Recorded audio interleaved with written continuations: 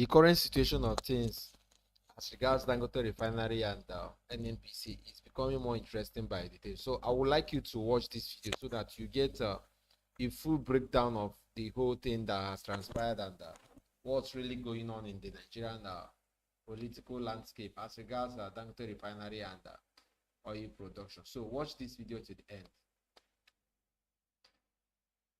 He revealed that over 90% of petroleum marketers in Nigeria and from Dangote Refinery. He also revealed that the marketers wrote Tinubu to protest the price of products coming from Dangote Refinery, that they are cheap, that Dangote wants to disrupt the market that will lead to their making losses. How in the world is cheap energy source not a benefit of Nigerians?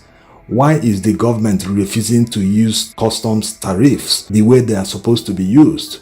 Customs tariffs are used to protect your local industry. Now that Nigeria has the capacity to refine petroleum products, we need to protect that capacity. We need to protect the industry. If the government is truly serious about increasing the value of the naira, now is the time to use tariffs to stop importation of petroleum products that can be refined locally. We cannot rely heavily on one refinery to feed the nation, because the Dangote is requesting that we should suspend or stop all importation of petroleum products, especially AGO and jet fuel, and direct all marketers to the refinery. And no one should come up with the monopoly narrative, because no one is preventing anyone from setting up his own refinery to compete with Dangote. All Nigerians want is affordable petrol, because petrol drives the economy. And to think that some people are against 900 naira per liter that Dangote is selling diesel, they want the government to force him to increase the price so that they can sell at a higher margin. These guys are enemies of Nigeria. Let's take a listen. As far as the Dangote petroleum refinery is concerned, we have started production of PMS from last Sunday. Okay, so it is from 31st of August. So we have started the production. The production is going on, and we are storing the produced PMS. And originally we are talking with the government for allocation of the crude, because what was happening is the whole purpose of doing this refinery in Nigeria was that we should be able to utilize the local crude instead of exporting the raw material. And instead of importing the finished products, we should be able to refine and use the finished products within Nigeria and also produce more and export the surplus. So, at least this is what we have been talking for decades. My president presented a paper which shows exactly 51 years ago, the government was talking about the same thing, petroleum queues, and how we should use our crude and refine and meet all our requirements locally instead of importing the refined products and exporting the crude. But the whole scenario is continuing till today. We have been importing most of our crude from as far as from US and Brazil, and we have been exporting almost all our production of diesel, our production of aviation jet. So there is a kind of a click whereby the people who have been importing and trading in all these products, they are refusing to practically buy from us. You can come to the refinery and see, I can load 2,900 tankers a day, and the whole country is empty, not one tanker.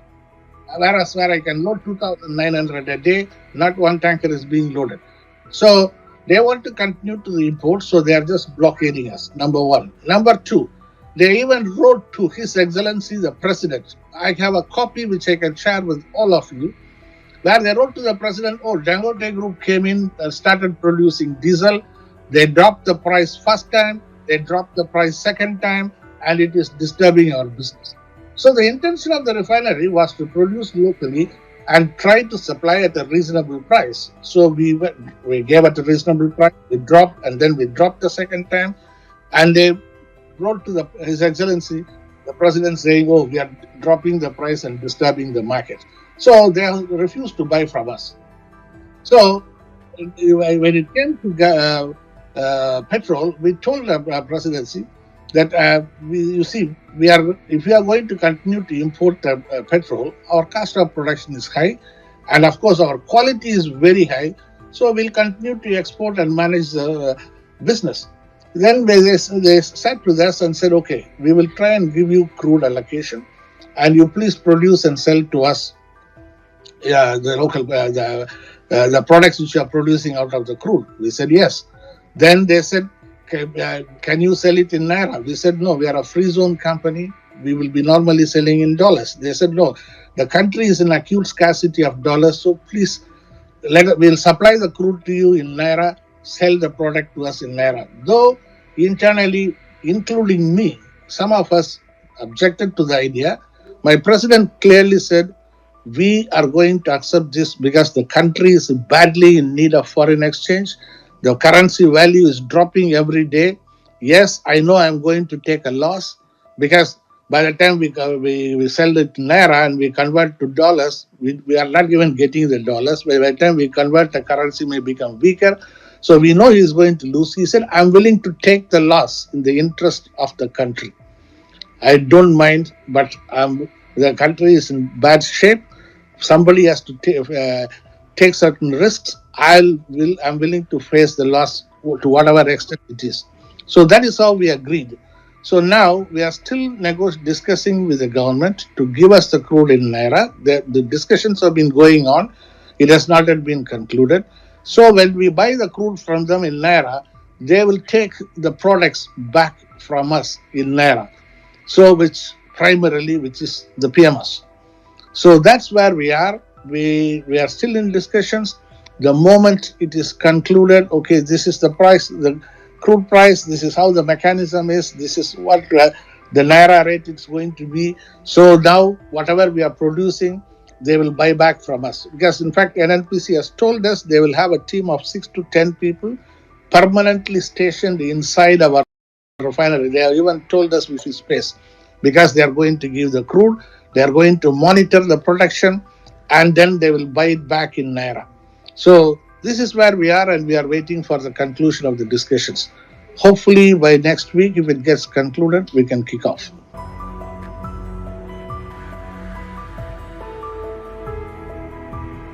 You talked about infrastructure development and training and development. To begin with, for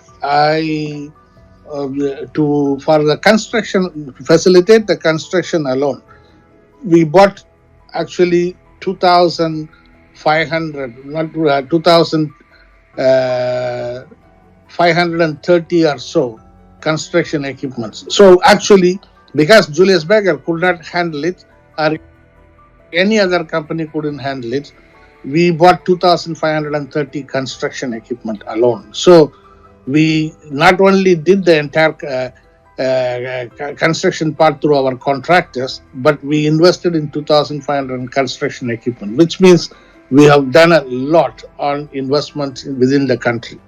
Then for construction, again, we bought 330 cranes, which also helped to develop the infrastructure within the country. And to do all the concrete work, we know that there are not enough stone quarries here. And we have suffered when we were doing the construction of, for example, Obajana cement plant. So we've invested in a stone quarry in Ogun State, which is today the world's largest stone quarry, 10 million tons per annum capacity. So again, we invested on infrastructure development within the country. Then concrete production. In most of the countries, you don't go and buy cement, you just buy concrete. You order it, they will come and deliver it in transit mixes along with concrete pumps. Here, we don't have those facilities. So we invested in 13 million cubic meter concrete production facility with 203 transit mixers and 82 concrete pumps. You go to any part of the world, even Middle East, Europe, US, you cannot see this kind of facility in one location. Yes, altogether in the country, they have huge capacities, but in one location, we did that. And then to bring all the equipment, we had to develop our own port. So we constructed a port, and we brought all this equipment. So then, even welding gases. Again, when we were doing our cement plants, we realized that the welding glass was not adequate. I had to go on in those days to beg to open up their shutdown plant in to get oxygen and acetylene gas. So here we set oxygen and acetylene gas production capacity. So if you a lot in the development of infrastructure within the country, construction, and which will help us to move on to other construction. About the cranes, in 1998, when I was doing the sugar refinery in Apapa port, I could not get 100-ton cranes. There were only 2 cranes in the whole of Nigeria, and we had to struggle to get that. Today, we have 2,000-ton cranes. Everything we bought and we have invested. So we have done a lot to develop on infrastructure. Then, coming back to training and development, we have sent almost 300 engineers overseas to train and develop, because this is one of our primary areas of focus. We started this heavily focused overseas training from the time we started Obajana Cement. I sent the mining engineers to South Africa. I sent the chemical engineers to India. I sent the power plant engineers to Houston in US, and we kept them there and trained. The same thing we have done with the fertilizer plant, with the petroleum refinery. We sent them for 6 months to 1 year practical hands-on training in fertilizer plants or refinery overseas to get them trained and bring them back here. So we have invested a lot in infrastructure. We have invested a lot on training and capacity of the production with the refinery capacity. As I said, 44% of the refinery production can meet 100% of the requirement of the country. So the balance 56% of the refinery's production will have to be exported, whether it is jet, whether it is diesel, whether it is PMS. We have to export 56% of our production, because 44% will meet all the requirements of the country. So we are not only going to save a lot of foreign exchange by import substitution, but we are also going to generate a lot of foreign exchange by exports. Now you talked about the transparent mechanism of the pricing. So as I said, NNPC is giving us the crude, and they are going to have people sit here to monitor all the production processes, the stocks which are coming out, everything. And they are going to agree on the price at which they will sell the crude in Naira, and then they are going to collect all the products. So they are going to working through to see how the pricing will be. So it's not something where we are trying to exploit somebody. As I said, if somebody wants to exploit, we can insist that, okay, all crude is sold in dollars, I will buy in dollars. All the products are sold in dollars, I will sell in dollars, which is what we should have done, because actually Dangote Petroleum Refinery is a free zone enterprise. But my president said, Alhaji Aliko Dangote, he said, the country is in dire straits. The country is in problem. Somebody who can step in and help has to do it, and I am doing. That is why he said, I'm going to take the crude in Naira and I'm going to sell the product in Naira. So you can expect a proper pricing mechanism, and I'm sure the NNPC will not agree for any kind of exploitation by anybody. They are going to work through and they'll agree on the pricing mechanism properly. From the federal.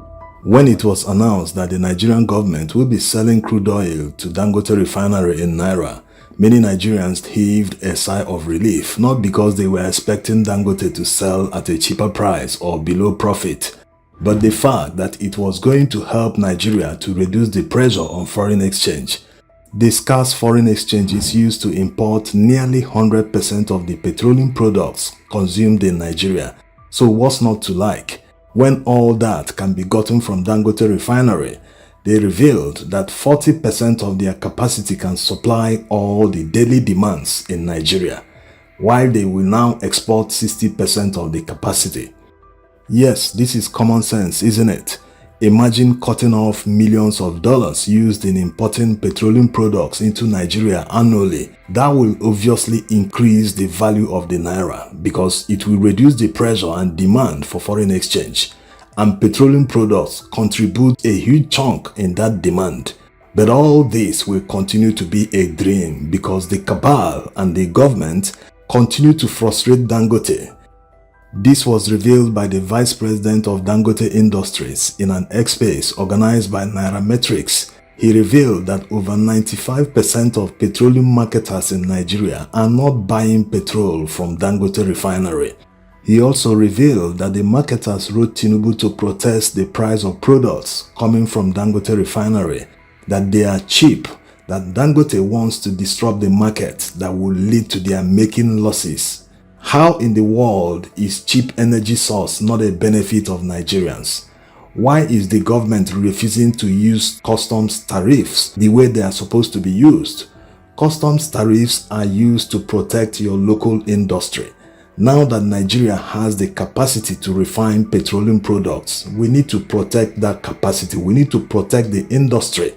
If the government is truly serious about increasing the value of the naira, now is the time to use tariffs to stop importation of petroleum products that can be refined locally. We cannot rely heavily on one refinery to feed the nation because Dangote is requesting that we